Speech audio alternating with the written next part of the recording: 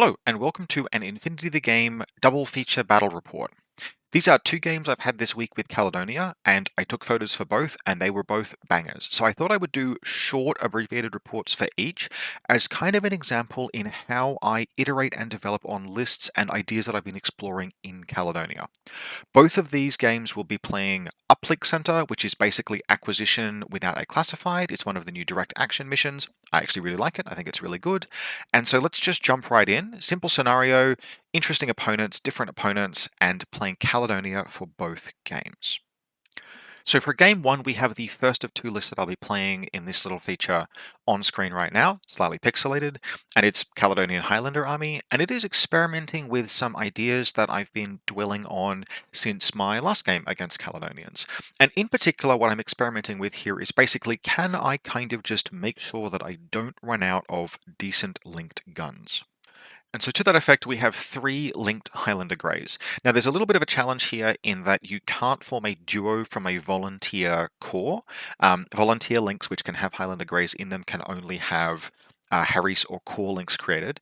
So what we have are two 3-person teams of Highlander Grey HMG, Volunteer Paramedic, Volunteer Chain Rifle, and then a second one of the same link. Now this link is excellent. That's 44 points in total for 3 troopers with smoke grenades, close combat, a burst 5, damage 16, BS 13, armor 3, dogged HMG, a chain rifle, a light shotgun, a paramedic, which is excellent Caledonia. They've performed excellently for the cost.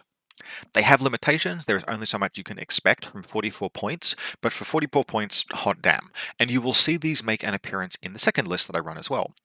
On the other hand, in the other group, what we have is, in order to maintain linkability of the Highlander Greys, the only other thing you can really link Highlander Greys with that are cheaper than the Highlander Grey HMG is another Highlander Grey.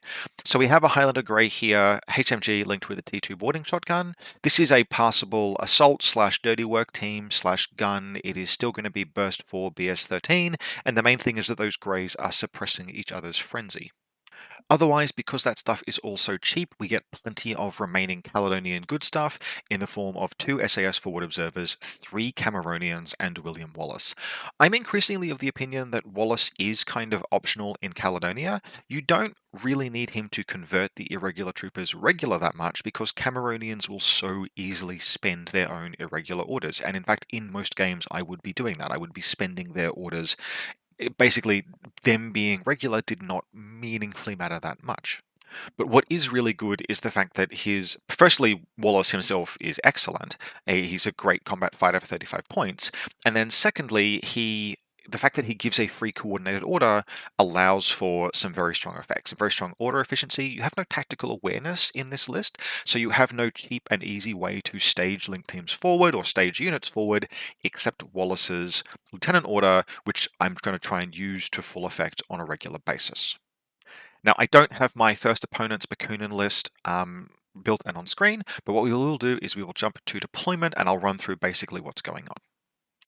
So here we are for the first game, and just as a reminder, we're going to be a little bit abbreviated in this, but let me break down what is happening. We're playing acquisition. We have some quite tall buildings with gantryways across them. No interiors on this map apart from this building here, which we are playing as playable interiors because it is accessible. Otherwise, it's all rooftops with connections over the rooftops, and you can access a rooftop by taking a door at ground level and getting up to the roof.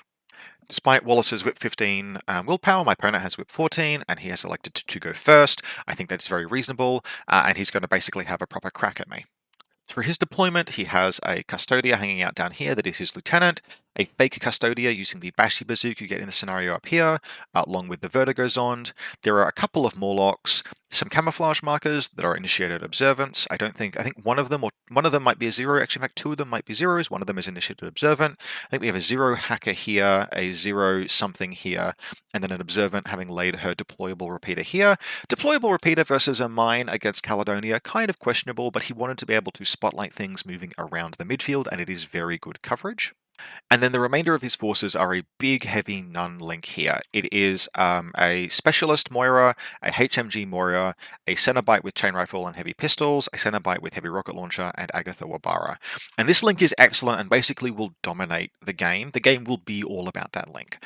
For my part, I am getting to test how well Caledonians do and HMGs do as defensive pieces, and this will go on to inform my thinking in game 2. And so what we actually have here are 3 HMGs all on ARO. We have one here that's watching this lane down there and then that lane up here. We have one here, which is watching this lane down here and that lane up here. And then we have this one here, which is kind of just watching this space down here, although it can technically see the rooftops. Now, this is something that I have preached before, but if you just look at how those lines are placed, you will see that they are spread out and they are watching spaces my opponent wants to move to, but not spaces my opponent is in yet. And that's going to be very relevant. We also have Cameronians in blocking positions. We have one here, and one back here.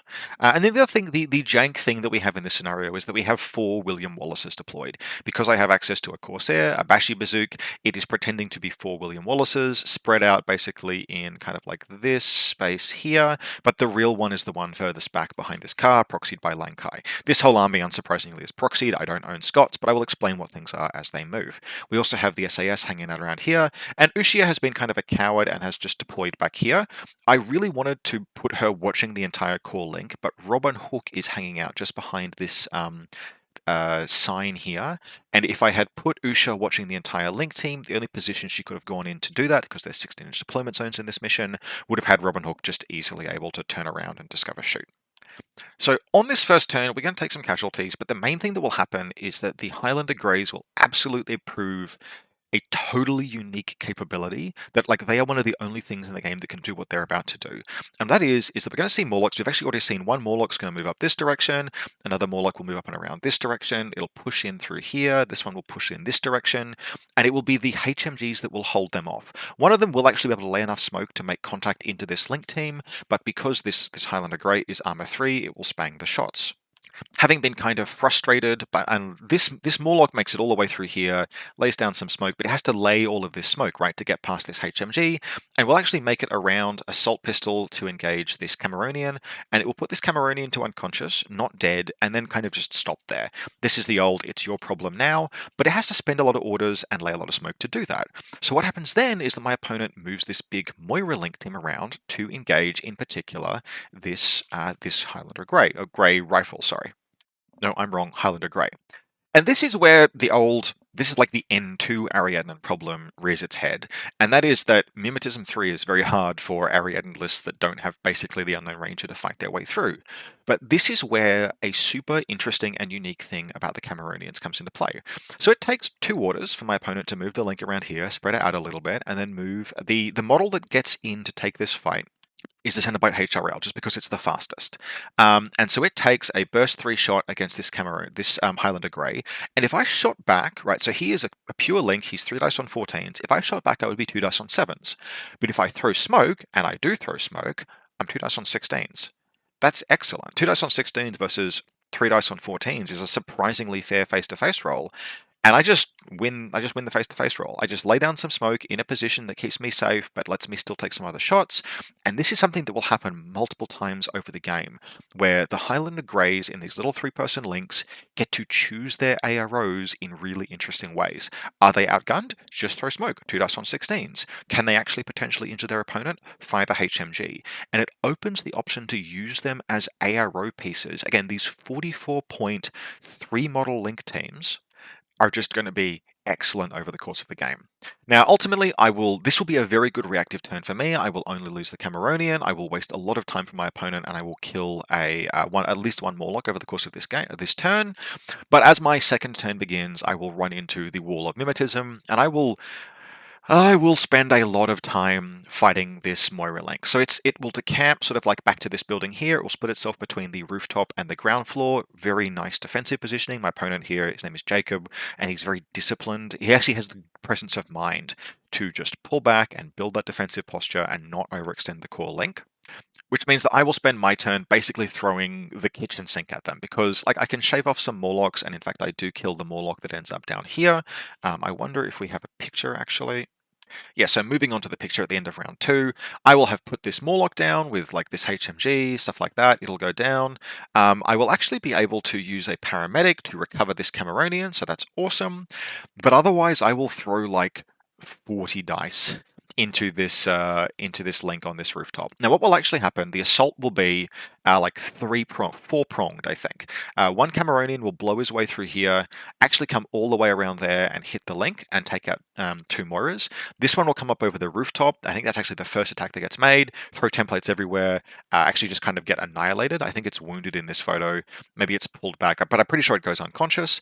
And then I will just fire like 40 dice of HMG shots into a duo-linked Cenobite on the rooftop and fail to kill it.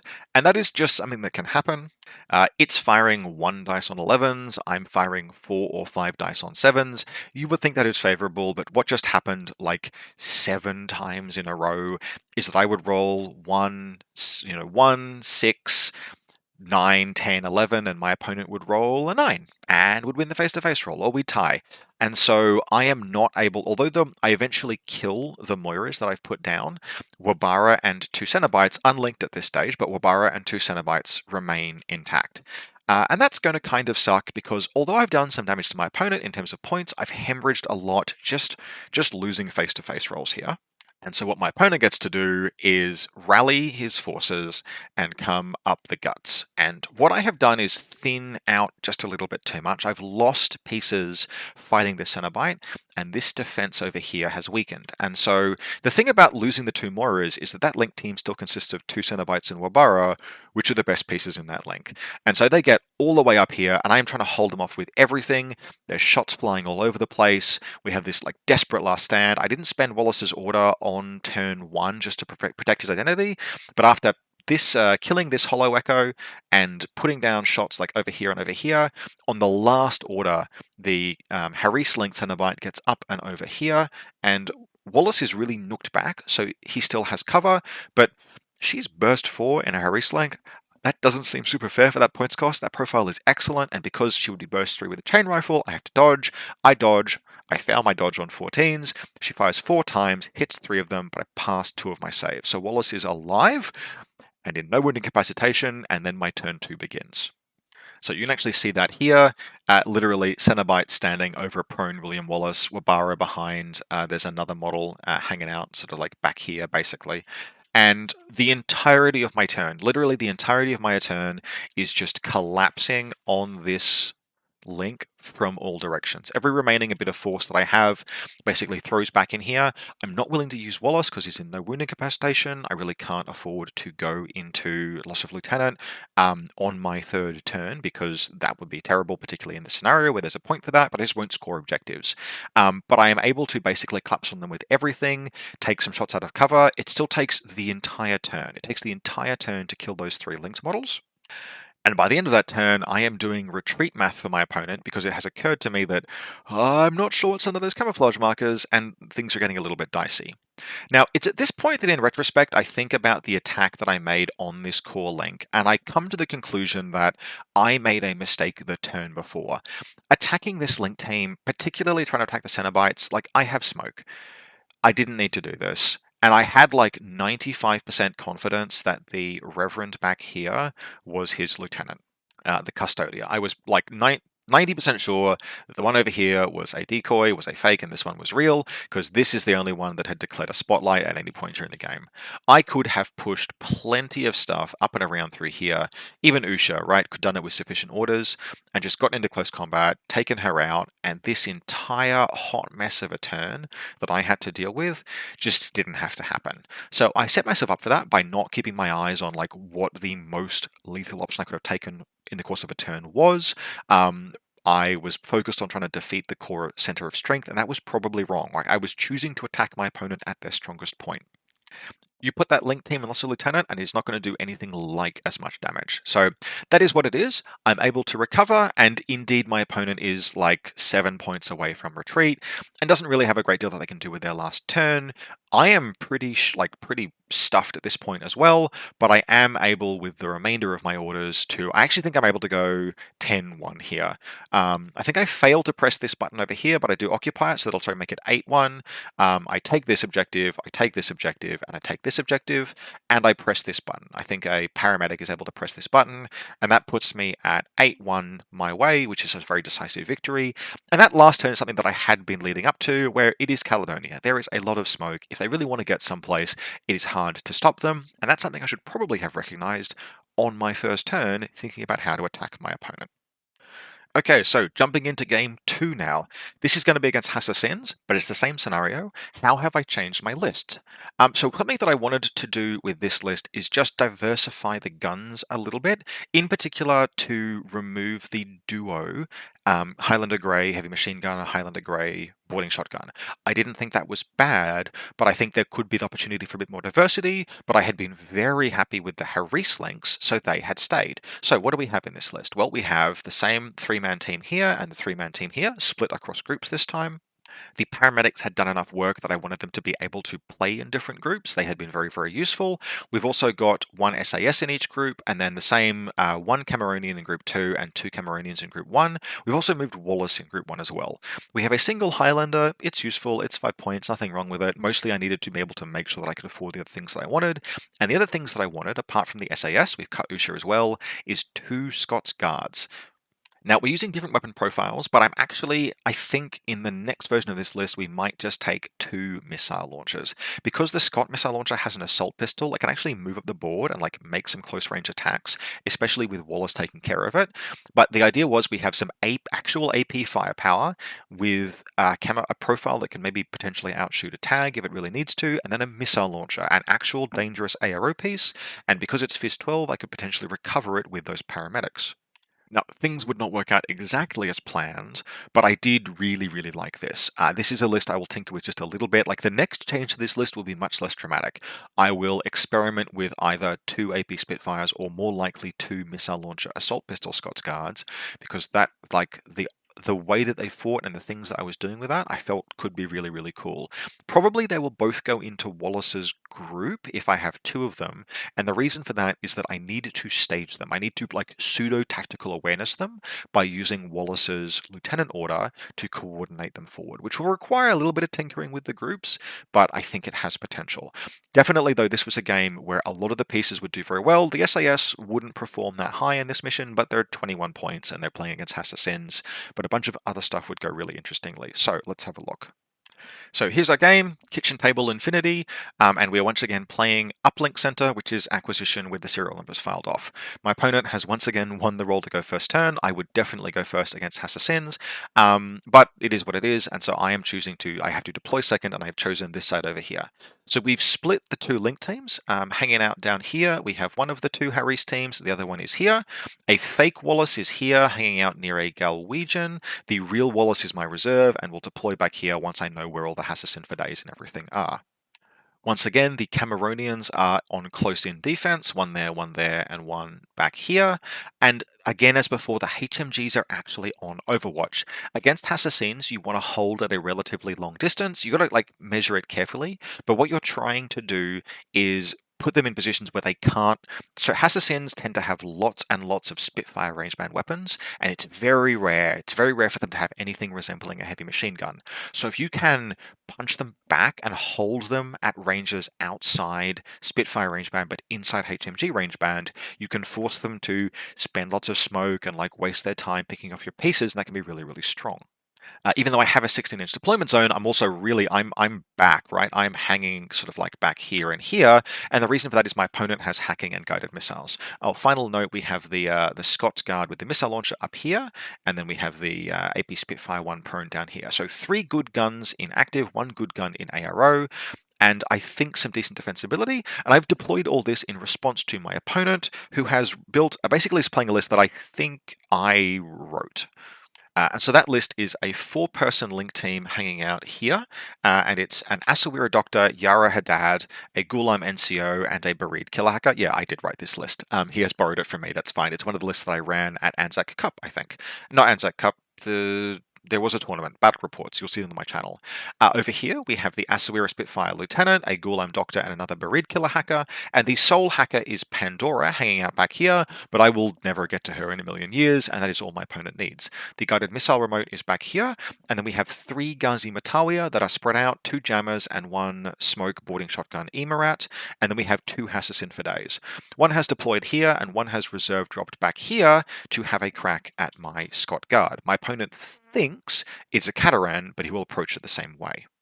So the first thing that happens is the Fidei activates, crawls up the stairs, does nothing, and then second order, so we've spent 2 orders already, Discover shoots the whatchamacallit, the Scott Guard, who responds with his assault pistol. May as well, right, because I want him to try and template me. Maybe I'll get the kill, maybe I'll make the trade, but he takes the hit mode. He actually ends up, we have to retcon this very slightly, he sort of crawls all the way around here. He's not in cover, I'm not in cover, but he has surprise and a shotgun, and he just takes the hit mode shots. I'm looking for 10s.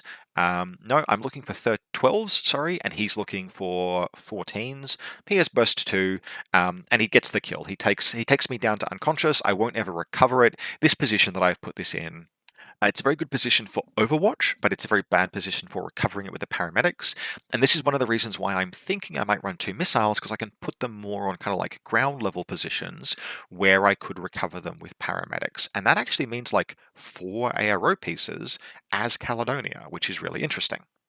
The bulk of the rest of the first turn is laying smoke, which he has to move the Ara Haddad team forward and take some face-to-face rolls. And all he's really able to do on the first turn is take some shots and have this Highlander Grey fires back, and basically she just forces him prone. It's a bad range for her, so I'm rolling 2 dice on 7s and he's rolling 4 dice on 7s, and it's basically inconclusive. He gets 1 shot through, I pass the save, and I go prone. Otherwise, there's the Fidei that's up here has a crack at putting down the Highlander Grey up here, but it's just exposed to too much fire, and actually puts 2 templates out on me, and this time I pass my saves. Armor 3 does pass saves some of the time, and I get quite lucky, and this Highlander Grey just survives, and the Hassassin gets splattered by all of the fire coming its way. McMurray moves up and around, but isn't able to connect with anything, just doesn't have enough orders, and then my opponent, again, wisely leaves enough orders to pull this Link team basically back to the position that it's in. So that puts me in a really good position to counterattack, except I'm about to basically have 2 turns where a lot goes right for my opponent. We've already got 1 dead Fidei here. I'm going to Impetuous, Super Jump this doggo up here, and then sort of discover this Fidei, and I will discover it down to first impersonation level and then fail the discover roll the second time. That's fine, it happens. I will eventually kill it. There's actually a line, a quite nice one. This Highlander Grey here has a fairly neat line across to this Fidei. At this point I'm discovering on 10s. I take the shot. He's not willing to risk the face-to-face roll. He throws smoke and I take it out. So that's both Fideis dead. That's really, really nice. The rest of this turn, though, is spent dealing with McMurray, who has moved up to this position here. So this Cameronian sort of like comes around, whoop, into close combat, inconclusive face-to-face roll. In fact, I think I'm wounded. And this is a CC23 versus CC23 face-to-face roll. So it's a total coin flip. I take a wound, that happens.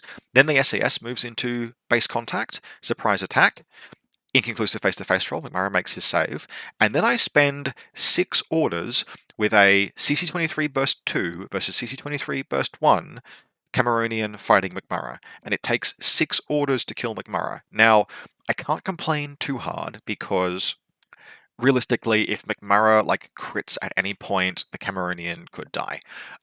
It just could happen because the Cameronian only has 1 wound left at this point, and I might not make my saves, even though I am armor 4. Like he's damage 16, isn't using his martial arts, so I can't complain too hard, but it still really, really sucks. It takes basically the entire rest of the turn to kill McMurray, and all I have left at that point is my opponent has enough doctors that I have to coup de grace him, so I move the Cameronian forward, and I get jammed by a Matawiya that has moved up here. That doesn't matter, that Cameronian is going to die next turn, but it is just like, that was my whole turn. I killed a Fidei and McMurray. Now, realistically, I'm not down that much. I am losing some resources, and my opponent is down to really just his Link teams and Matawiya, but his Link teams and Matawiya are really good, so that is what it is. Jumping forward here, you can see how the situation has evolved. We have the Fidei here is dead. We have the Cameronian prone on the rooftop. We have this Cameronian just moved up and then gone prone. I think this is the only time in the entire game that I would not spend each Cameronian's order on them. So this is the only time that Wallace's inspiring leadership in this capacity mattered, except the Cameronian got there using Wallace's coordinated order. So you can see the value. But my opponent is positioned for a very good counter attack right now. And so two things are going to happen. And it's basically going to be both of the link teams having a little bit of a field day, but overextending. So on the left flank, this link team is going to push forward. Smoke will be laid for it by the Matawiya, not using the NCO order this time from the Ghulam Smoke Grenade Launcher. And Yara Haddad will get in range. She'll move all the way up under smoke, and she will put this. She will do a wound to this Highlander Grey, and I will elect it to go unconscious. She will also take a very long-range fight against this Highlander Grey over here, and again, she'll do a wound to it, and because there's so much smoke, she could just ignore it if I went dogged. I will elect to go unconscious. So that's both HMGs down. However, because my opponent has done no objectives so far, he leaves that link team there and he makes a mistake. He does not budget an order, even just one order to get them into a better position, because he decamps this link team over here and moves it up and around, and presses this button and sets the link team up there. And this basically is the issue, is that he's committed a cardinal sin of link teams, which is that this whole link team here has moved. Basically, they are just standing on this pathway here, and I am about to go. And so in its impetuous activation, this Cameronian declares super jump. It comes down to there. That's as far forward as it can get. And it lays 2 chain rifles down, and the entire link team shoots back because it's what you have to do. The Cameronian goes to unconscious, but it puts Yara to dead, the Ghulam NCO down, and it wounds, I think, the Asawira Doctor. The breed is out of range, but the link is broken, and that's really basically all gone to hell. However, because I'm down my guns, I then have to spend some time recovering my forces, but the paramedics do really well here. I think I whiff one shot, and then I just begin moving into base contact. If they're linked, rule of thumb is fire the paramedic darts. If they're not linked, probably, I don't know, don't try and roll the 13 if it's easy to get into base contact. And we will actually recover both Highlander Greys and fully reform both link teams, which feels super sweet. That is the last successful paramedic roll I will make during the game, including an attempt to recover this Cameronian Highlander. I will hit it twice with a Medi Dart, and it will fail both fizz rolls on 16s, which sucks, but since I recovered my HMGs, really can't complain. From here, we will do a bit more pushing.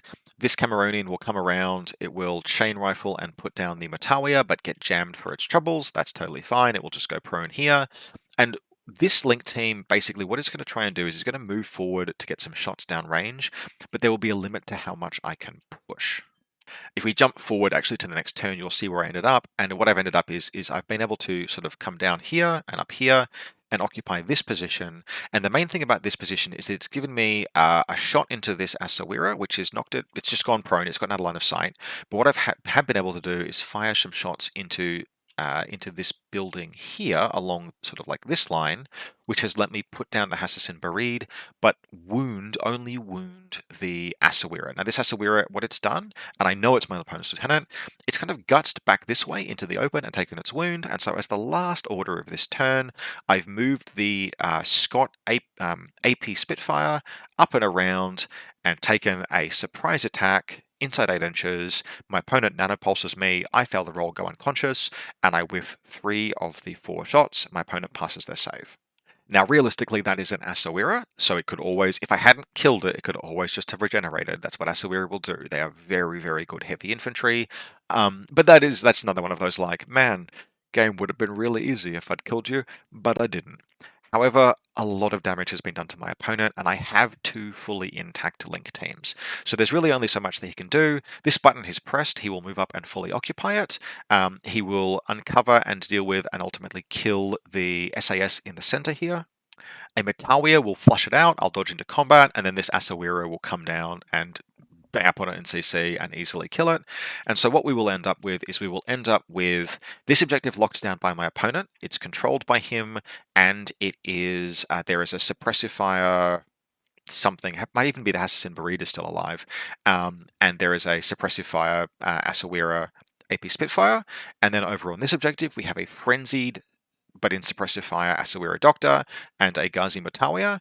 And those are about all the resources my opponent has, but I have no scenario points. So I go into my last turn, and I basically have to take the entire scenario from the top here, but I am equipped to do so because those link teams are back and intact. With very few orders, this link team on the right flank is just enough orders to move up, fill this objective room full of smoke, run onto the objective. I'm not going to be able to score it, but I will be able to take 2 rolls and attempt to flip it with a paramedic. So that comes back to me. So it comes to player 2. And then likewise, we'll get some shooting. We'll actually kill the Asawira. So this grey over here, some smoke will come around just to let me slice the pie a little bit, kill the Asawira, kill the Ghazi Matawiya, and then move up and around using link orders up this way to occupy this objective, and then press this button and control this button. So at the end of this, my opponent has 1 point for having their lieutenant alive, and I have, what's that, 2 for this objective, 3 for this objective, 3 for this objective. That's 8. I have 9 because I pressed this button and press this button, and I control 2 of the 3. So another like good performance, making good use of that smoke at the end of the game, really actually showcasing it with the rush into this objective room. Having to not fight all of the crap my opponent had in that room really, really mattered. Just smoke out, get in, it performed really, really well. So overall, definitely enjoying Caledonia. SAS, surprisingly, have actually been the underperformers so far. And that's not hugely surprising. It's something that happens when you have skirmishes in the midfield that you can't protect with obfuscation. If Caledonia had, like, literally one mine layer that I could use to, like, pretend that some SAS were mines, or just disguise what was in the midfield, the SAS would almost certainly perform far, far better. But because my opponent always gets to know that something's worth 20 points on the camouflage marker and it's worth killing, you really do have that, like, that's the limitation of SAS. As good as particularly the forward observer, and to an extent the assault pistol, but really the forward observer profile is, it's always going to be limited in Caledonia by the fact that your opponent can easily identify that it is something worth killing. And at the end of the day, it's armor, I think armor 0. However, the Link team's performing really well. Although this was not their game, the Scots Guard, I can feel the potential of them. And I think I'm going to try a list where it's this exact same list. I'll rejig the groups a little bit, and we're going to go with 2 Missile Launcher Scots Guards. In fact, I may even go 2 Missile Launcher Scots Guards in the first combat group with Wallace, with the intention of using their assault pistols at least a little bit, but maybe coordinating their missiles. It's an interesting play, but it could be very spicy under the right circumstances. I don't really believe in building for it. I don't actually think, for example, the 3 Caterans Wallace coordinated order is really that good, but 2 missile launchers might be. Otherwise, those Harris teams are probably the best 44 points in the game that you can spend, particularly where the paramedics are so valuable in this faction. The Cameronians are awesome. Wallace is super cool. Overall, just really enjoying Caledonia, and although they have distinct weaknesses, there are things that they can't do. Between this list and the list that I played for my first report of them on the channel recently, which had hackers and guided missiles, they have been just fascinating. So there is definitely life in the old Scots yet, despite the fact that they are not a faction that has seen an update since N4 dropped, and just super interesting, tons going on. Really enjoyed it, and I hope that you enjoyed this, and as always, I will see you next time.